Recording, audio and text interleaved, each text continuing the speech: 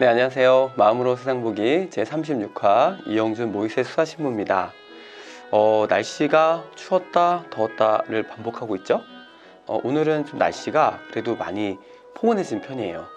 매주 화요일마다 이렇게 아침에 미사를 나가는데요. 오늘 아침 인사로 수현님께 수현이 안녕하세요. 오늘 뭐 많이 따뜻해졌죠? 그랬더니 수현이 웃으시면서 영하 3도라고 이렇게 얘기해 주셔서 깜짝 놀랐는데, 어제보다는 덜 춥다는 느낌이 저에게는 따스함으로 다가왔나 봅니다.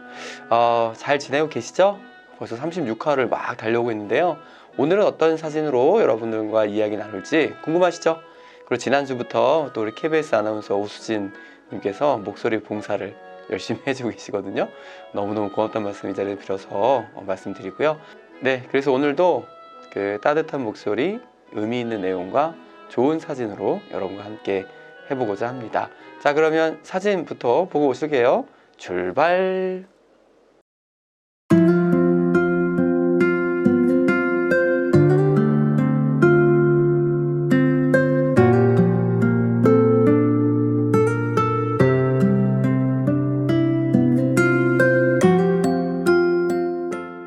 사람들에게 이야기를 잘 전달하는 능력은 어디서 나오는 것일까? 한 미술관의 가이드의 설명을 듣는 나는 그림 속의 주인공이 되기도 하고 화가의 삶 속에 있는 것 같이 느껴지기도 한다. 가이드의 눈빛과 설명을 잘 하고자 하는 마음은 방문자들에게 잘 전달되고 그 순간에 집중력이 모여 소중한 기억으로 자리 잡게 한다. 한 번도 만나지 않았던 사람의 말에 귀 기울이고 또 알아듣는 것은 어려운 일이지만 그의 좋은 이야기꾼 실력은 그와 나의 짧은 소통의 순간으로 만든다. 그만큼 말을 표현하는 기술은 중요하다. 말주변이 없는 나는 말로 사람들을 감화시키는 사람들을 보면 늘 감탄한다. 어떻게 하는 것일까? 마음보다 말이 먼저 나가 엉망으로 이야기한 적도 있고, 할 말은 많은데 어떤 단어로 어떻게 전달해야 하는지 고민하다 말을 못한 적도 자주 있다. 내가 하고 싶은 말의 의도와 다르게 전달되어 사람들에게 상처를 준 적도 많다. 그래서 결국 나는 의도하지 않게 스스로 순간의 벙어리를 만들어버리곤 했다. 가끔은 말하지 않아도 내 맘이 잘 전달되었으면 좋겠다고 기도한 적도 있다. 가만히 앉아 그 기술에 대해 생각하다 다른 사람에게 나의 이야기를 전달하고 싶은 마음, 그런 기술을 배우고 싶은 마음, 이 마음들은 결국 나를 잘 표현하고 싶은 마음에서 나온다는 것을 깨달았다. 어떤 이야기를 잘 전달하고 싶은 마음 안에 나의 생각과 의도를 잘 전달하고 싶은 것이었다. 미술관의 가이드가 한 예술가의 작품과 삶을 설명했지만 그도 그 이야기 속에서 살아있다. 예술가를 사랑하며 이해하며.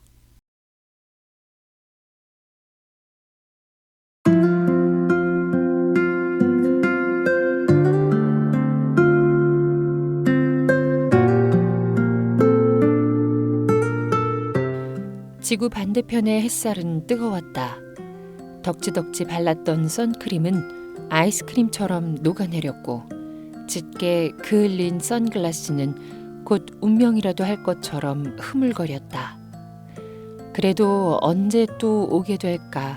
낯선 이국 땅의 풍광을 눈에 담고자 발걸음을 재촉했다.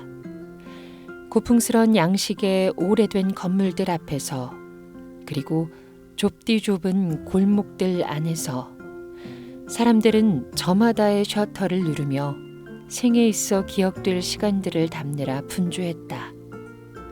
뜨거운 햇살은 그저 사진기에 스탑을 올릴 뿐 그들의 추억을 더욱 풍성하게 해주는 양념에 지나지 않았다. 한참을 걸었던 것으로 기억한다. 끼룩끼룩거리는 이국의 갈매기 울음소리와 함께 펼쳐진 바다. 새삼 새로울 게 없는 바닷가인데 금색의 머리카락들과 다양한 언어들의 향연은 전혀 다른 풍광을 자아내기에 충분했다. 그 이질적이면서도 묘한 풍광에 취해 있을 무렵 부둣가 벤치에 앉은 한 쌍의 연인이 눈에 들어왔다. 그들은 서로의 손을 꼭 잡고 마주보며 미소를 짓기도 하고 흠칫 놀라며 한박 웃음을 짓거나 이따금 한동안 말없이 눈앞의 풍광을 주시하기도 했다. 그러다 남자가 오른손을 들어 그 앞에 크루즈를 가리켰다. 여자는 남자의 말을 경청하더니 이내 머리를 남자의 어깨에 기대었다. 그리고는 고개를 들어 남자의 볼에 입맞춤하였다.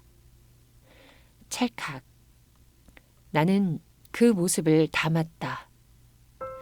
이제서야 조금 성난 기운을 빼고 그들의 어깨 위를 부드럽게 비추는 햇살과 그래서 무슨 이야기를 했어? 라며 궁금해하는 듯한 터줏대감 갈매기와 곧 긴 항해를 시작하려는 듯 정비에 분주한 커다란 크루즈는 두 개의 긴 벤치의 끝에서 입맞춤으로 하나 된 그들의 모습을 풍요롭게 하기에 충분했다.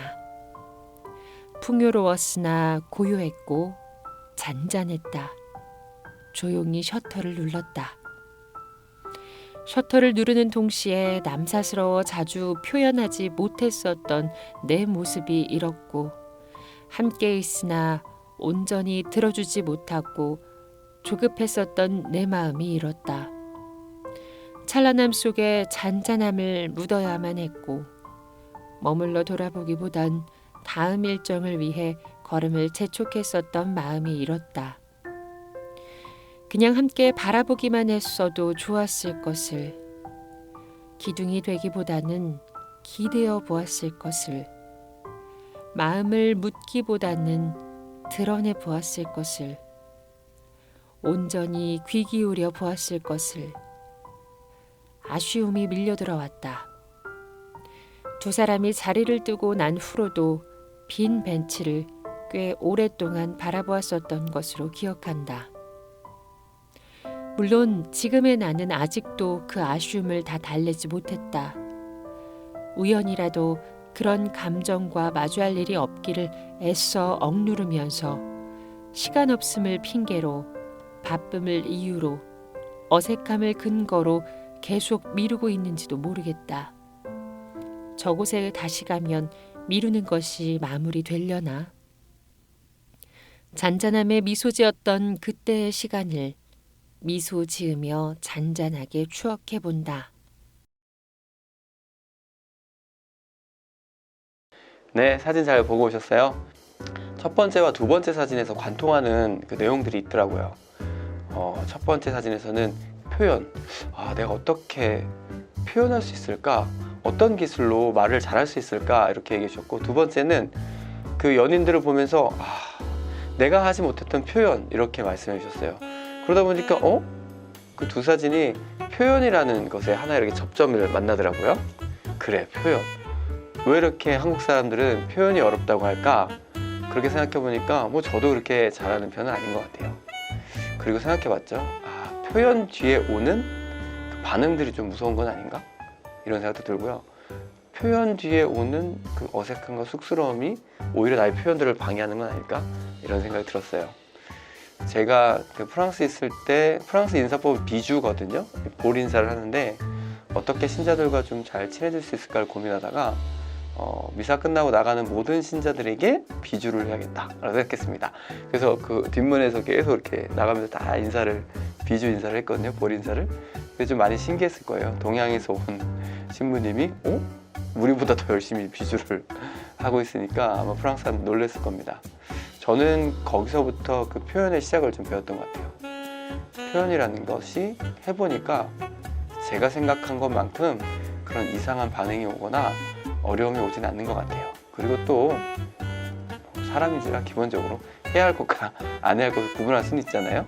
그래서 정말 해봐야겠다, 하면 좋겠다라고 하는 것을 표현을 막 열심히 하니까 또 좋더라고요.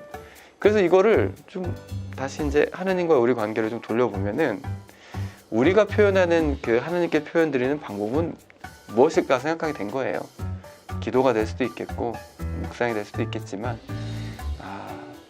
서툴러요. 저도 많이 서툴고 우리가 하나님께 드리는 그런 표현들이 어떻게 해야 될지 모른다는 생각들은 많이 서툰 것 같아요. 그럴 수도 있죠. 그렇다면 우리는 역사와 전통으로 쭉 이렇게 이어져 왔던 기도의 방법들을 따라해보면 어떨까라는 생각해봤습니다. 그 유명한 이냐시오의 어떤 영신수련도 있고요. 예수마음 비정도 있고 렉시오 TV나 우리가 많이 알고 있잖아요. 그런 방법들을 통해서 좀 하나씩 좀 접근해보면 내가 하나님께 이렇게 표현하는 표현력이 좀 더 커지진 않을까라고 생각해봅니다. 시모님 그 렉시오 TV나 영신수련 예수마음 비정 잘 모르겠는데요? 그럴 수 있죠, 그죠? 그러면은 다음 화에 하나씩 한번 이야기 나눠보면 어떨까요? 그걸 통해서 실질적으로 다음에 어떤 내용이 펼쳐질지 모르겠지만 제가 그 사진을 보고 첫 번째 잘은 모르지만 저도 예수님께 표현하는 이냐시오 방식으로 한번 표현 한번 해보겠습니다. 한 주간 동안 잘 지내시고요. 오늘 두 가지 사진을 관통하는 내용은 좀 표현 같다는 생각 들었습니다. 여러분들 얼마나 자주 아이들과 그리고 배우자 친구들에게 자신을 잘 표현하고 계신가요? 그 표현이 서툴렀다면 한번 해보세요. 누구보다도 믿을 수 있는 사람들이니까 잘 받아줄 겁니다. 자, 그러면은 2주일 동안 열심히 표현하시고 저희는 또 다음 37화에 뵙도록 하겠습니다. 그럼 여러분 안녕.